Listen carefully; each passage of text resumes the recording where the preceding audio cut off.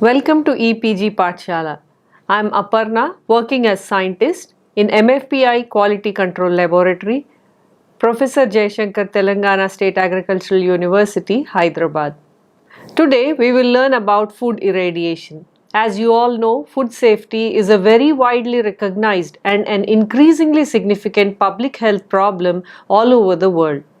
Recent history has included a lot of recalls, food recalls from various industries like meat products, fruit products, etc., which were necessitated by the suspected presence of foodborne pathogens, for example, like E. coli, Listeria, Salmonella, etc. However, Listeria is not a major problem in India. In India, we have problems with E. coli, Salmonella, etc.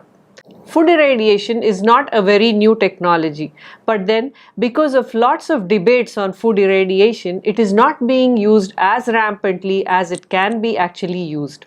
In modern society, irradiation is routinely used only to sterilize equipment which are used in medical practices, including the disposable items which are used in the hospitals on a day-to-day basis. Irradiation of food is definitely a recent development. US FDA has approved irradiation of food for limited purposes since 1963, and NASA has used irradiated food on its space missions for decades as a precaution against various foodborne pathogens. Apart from that, within the last 20 years, irradiation has been given approval for some types of usages which would have substantial impact of presence of foodborne pathogens in some kinds of foods. Despite its conceded effectiveness against the foodborne pathogens, the use of irradiation is uncommon in the food industry. Of late, it is catching up the attention of few researchers who are trying to irradiate some kinds of foods. In our country, food irradiation is used for foods like onions, mangoes, etc., which are to be exported out of the country. Coming to the technology of food irradiation. The term food irradiation may be applied to any kind of process that exposes the food either to electromagnetic radiation or to any high energy particles. Electromagnetic energy can be generated by radioactive isotopes, as in case of gamma ray irradiation, or the bombardment of thin metal films with high energy electron beams to produce the radiation. For example, you see this kind of bombardment with thin metal films in X-rays which are used in the medical technology. Alternatively, you also have high energy electron beam which is called as E-beam, and this can be directed at the food itself. In all these cases, the radiation is absorbed by the food and more particularly by the microbial organisms which are existing in the food matrices. This absorption disrupts the complex organic molecules of the microbes, either preventing the microbes from reproducing or killing them outrightly. The effectiveness of the treatment, it varies based on the types of the radiation which is used and the intensity of the radiation and also the microbial count in question. The relative advantages and disadvantages of these three forms of food irradiation, that is the gamma ray radiation, X-ray radiation and E-beam radiation, are used, and let us discuss about these three technologies. So let us discuss about the three technologies, that is the gamma ray radiation, X-ray radiation and E-beam radiation individually. First one, let us see the gamma ray irradiation. This is the simplest form of irradiation, and at least in concept this is very simple. This is called the gamma ray irradiation. In this form of irradiation, the source of radiation is a radioactive element which emits the photons in the gamma ray range of the electromagnetic spectrum. Gamma ray photons have a higher frequency than either ultraviolet or X-ray photons.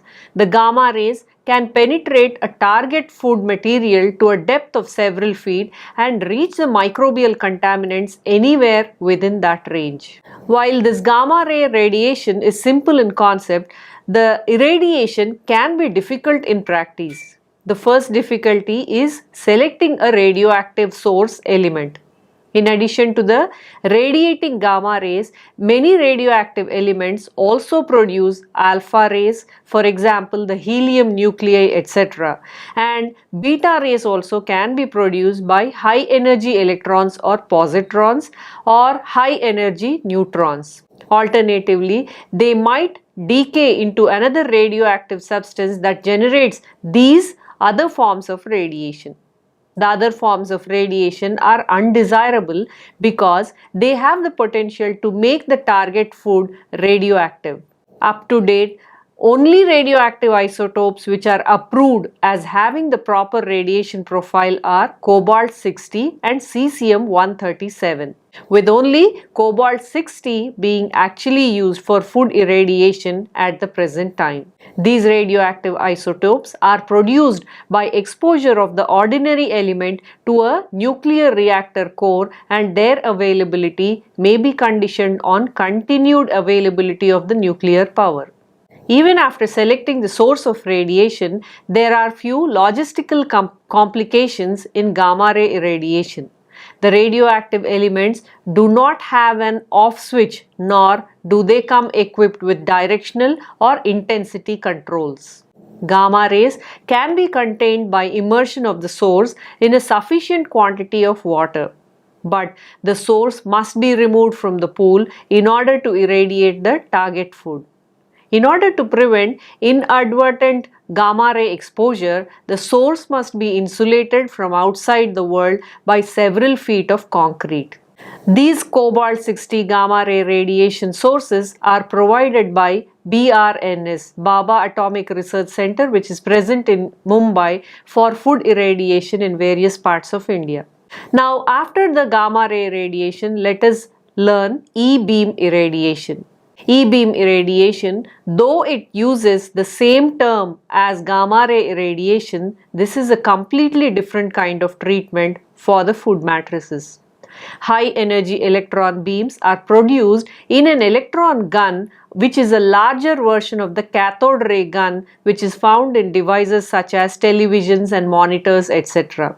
The electrons can be directed by a magnetic field to the target food.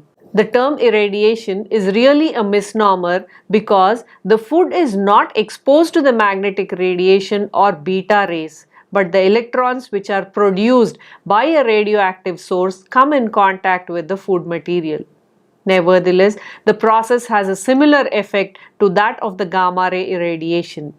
E-beam irradiation requires shielding as well, but nothing like concrete bunkers are used in the gamma ray irradiation.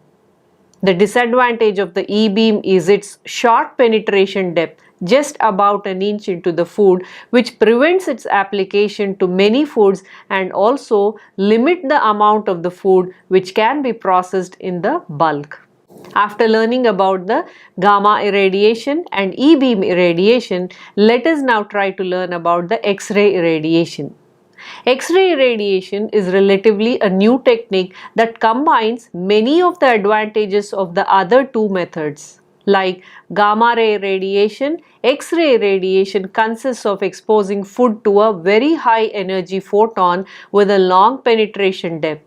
In this case, however, bombarding a metal film with a high energy electron beam produces the photons, allowing the radiation to be turned on and off. The device is more powerful version of X-ray machines which is used in the medical practices.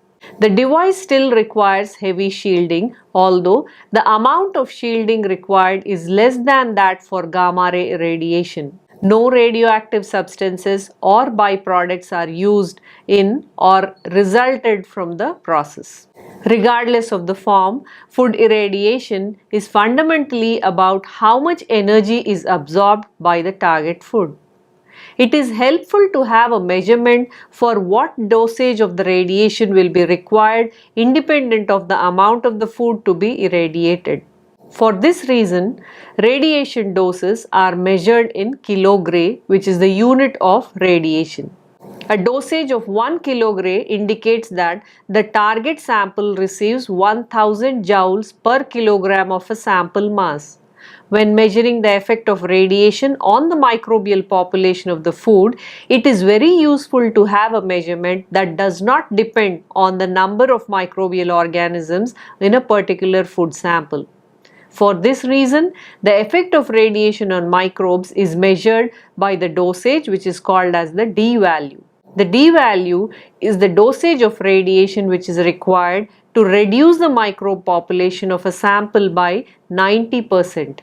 If a particular organism has got a D value of 0.5 kilogray in a particular kind of the food, then exposing a 1 kg sample of that food containing the organism to 500 joules of radiation will kill 90% of the population in that particular food.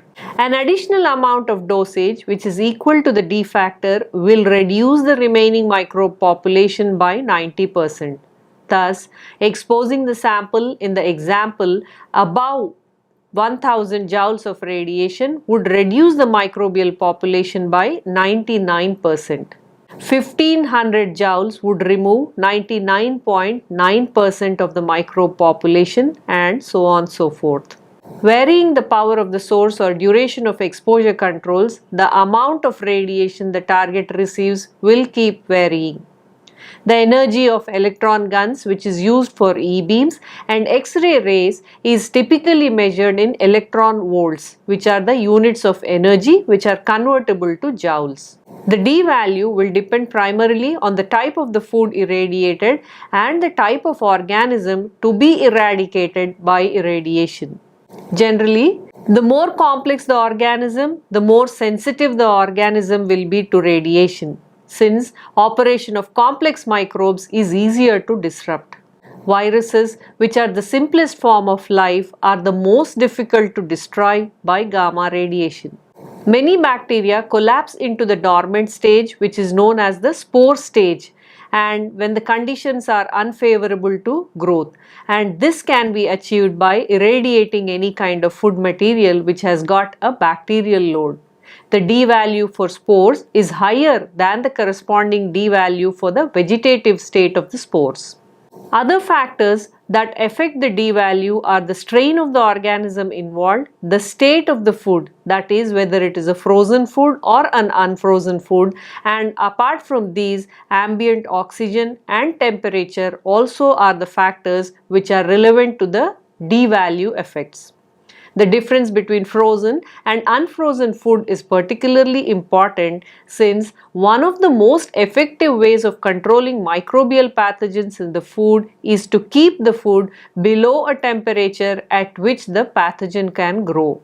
More radiation is required to kill microbes in frozen food, and the slight heating that results from incidental absorption of radiation by the food has the danger of raising the food to a temperature that would allow the pathogenic organisms to grow.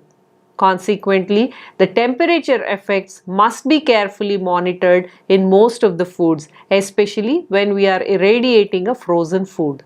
Now let us learn about the effect of irradiation on the foodborne microbial pathogens. One of the biggest problems with the acceptance of food irradiation in the society is that few people are fully aware of how serious the problem of foodborne illness can be. In a way, this reflects well on our existing food safety measures, since it presumably indicates a great deal of consumer confidence in the quality of the food which they purchase. Even given the relative safety of the food supply, the harm created by foodborne illness is nothing short of staggering.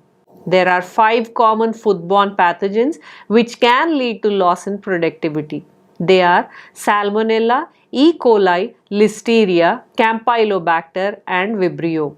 FDA and US FDA have approved doses of 3 kg for poultry, 4.5 kg for unfrozen meats and 7 kg for other frozen meats. Comparing those doses to the D value reveals the percentage of microbe that will be killed by radiation at the allowed dosages. Coming to Salmonella, depending on the strain of the bacteria and other factors, the D value of Salmonella ranges between 0.4 to 0.8 kilogray.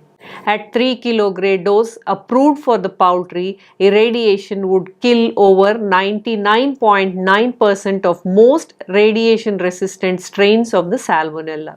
Coming to E. coli, E. coli is even more radiation sensitive than Salmonella. It has a D value which ranges between 0.2 to 0.4 kg. Exposure of beef to a 4.5 kg dose would reduce the amount of E. coli in the sample by a factor of 100 billion. Considering that E. coli is not ordinarily present in beef, food irradiation could effectively eradicate the problem of E. coli in beef and beef associated products. Listeria is usually not present in the Indian foods. It is mostly present in the Western foods. However, it is important to learn about the Listeria and its effect for radiation. Listeria in beef, pork and lamb has a D value which ranges between 0.4 to 0.48 kg. Using the 4.5 kg approved dose would reduce the Listeria population by a factor of 1 billion. Unfortunately, irradiation has not yet been approved for processed meat products such as hot dogs, which is a common source of Listeria. Then we have the next organism, that is Campylobacter. Campylobacter is one of the most radiation sensitive bacteria, with the Campylojejuni species having a D value ranging from 0.18 to 0.24 kg. The approved poultry dose of 3 kg would leave only 1/1,000,000th of the original Campylobacter population in the meat. Considering that Campylobacter's effects are more chronic and difficult to track back to the food, food irradiation could prevent a great deal of food-related illnesses that might be undetectable and effectively unavoidable otherwise. Therefore, in some instances, food irradiation is very effective to create food safety in the food matrices. There are few radiation-resistant microbes also. Most of the discussion which we have done previously on E. coli, Campylobacter, etc. has been confined to the most common non-viral pathogens. For example, Campylobacter, which is one of the more deadly pathogens. Though it is not quite virulent as Vibrio, it is very important to learn about that. Nearly 8% of hospitalized cases of botulism result in patient's death. Clostridium botulinum also happens to be quite radiation resistant in its spore phase, having a D value between 2 and 4 kg, which is very high. So the irradiation, at least at conventional doses, would have a very limited effect on Clostridium botulinum. Viruses also play a significant role in food-related illnesses, and they are much more resistant to radiation than other microbial pathogens. Since people exposed to a virus can often develop immunity to the virus, much of the incidence of food-related illnesses is found in children. Hepatitis A is the most notorious of viral food-related illnesses.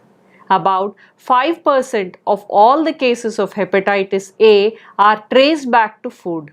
But since 50% of all hospitalized cases have an indefinite source, the actual number of food-related cases may be significantly higher.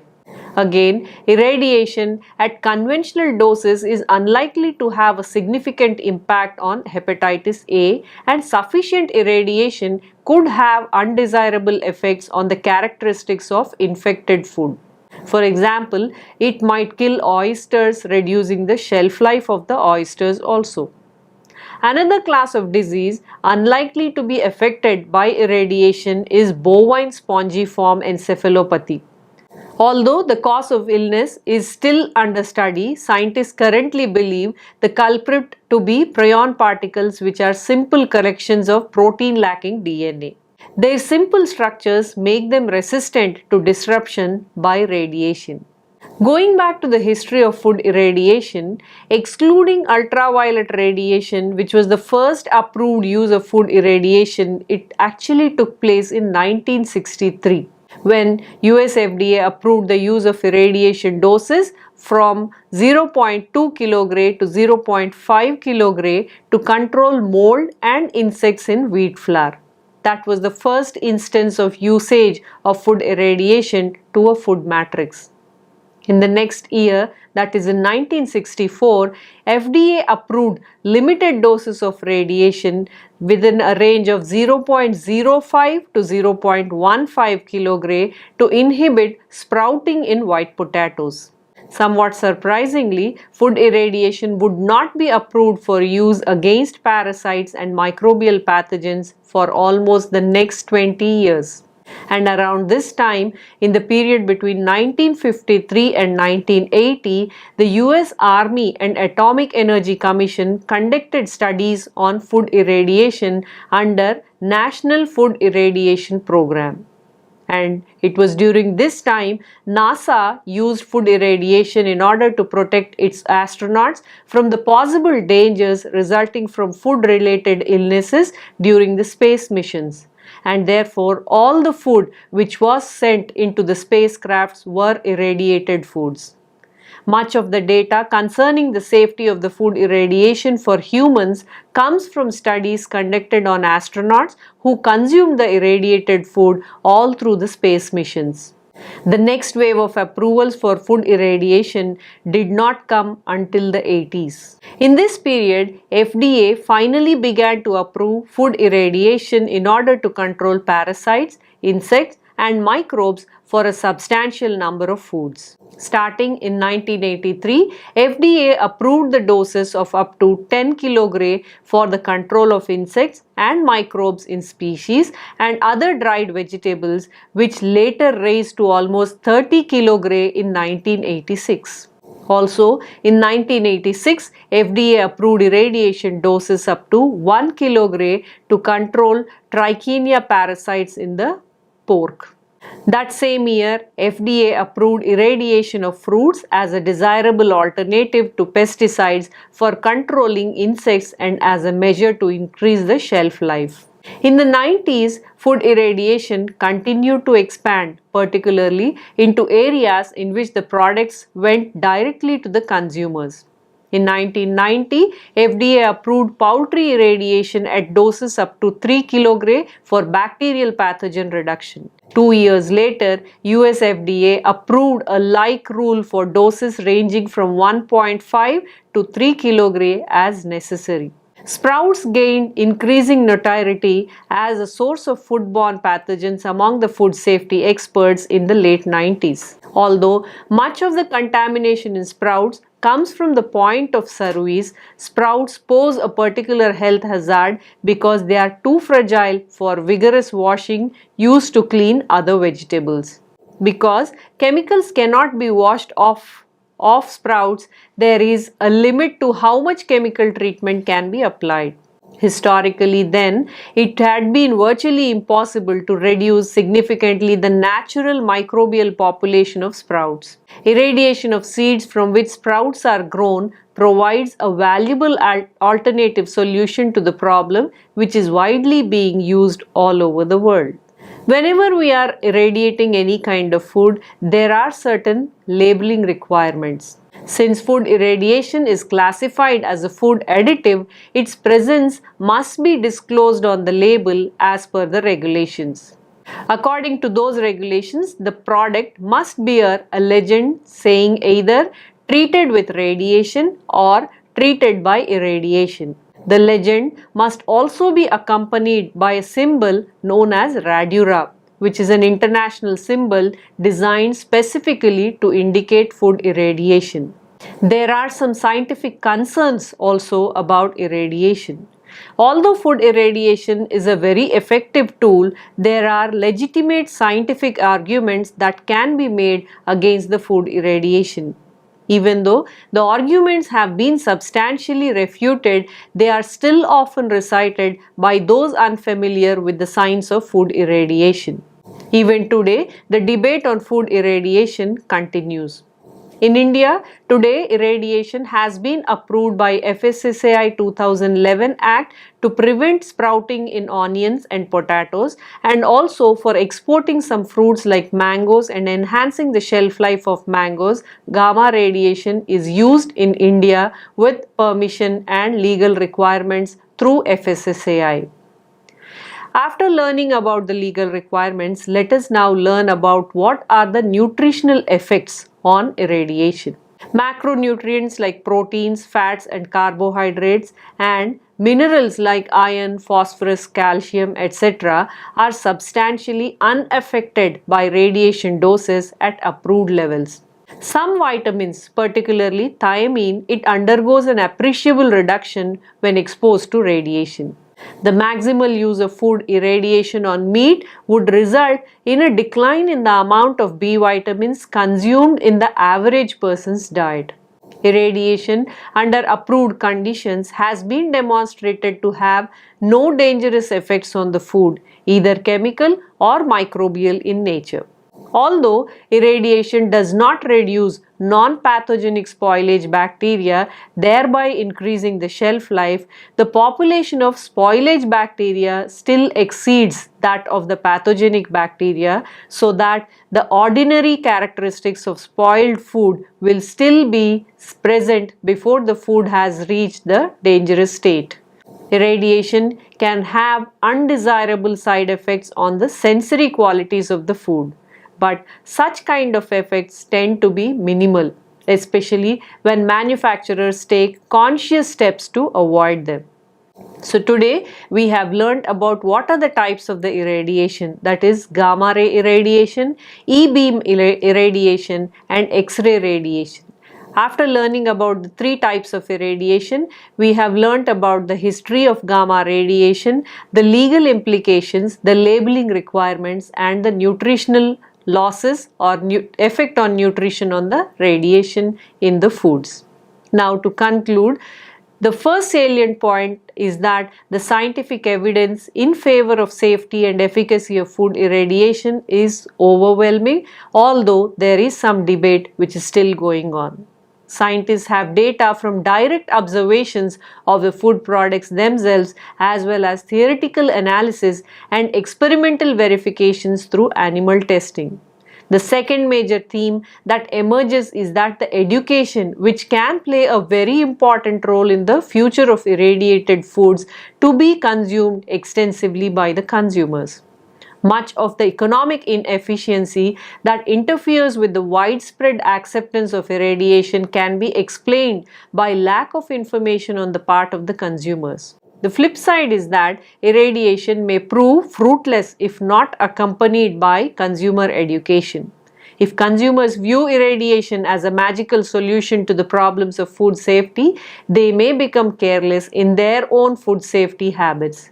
If manufacturers are permitted to use irradiation as an excuse for carelessness in other phases of processing, the end result may be less sanitary product. Last but not the least, there are optimistic signs for the future of irradiation.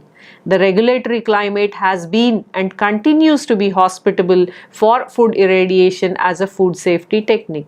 X-ray irradiation in particular seems to be a very promising technology that is on the verge of commercial breakthrough. With all the positive indications, however, it seems that irradiation will eventually expand to the scale that its considerable benefits would justify. For more information on gamma radiation or food irradiation, you can refer to textbooks on food technology, principles of food technology and food preservation.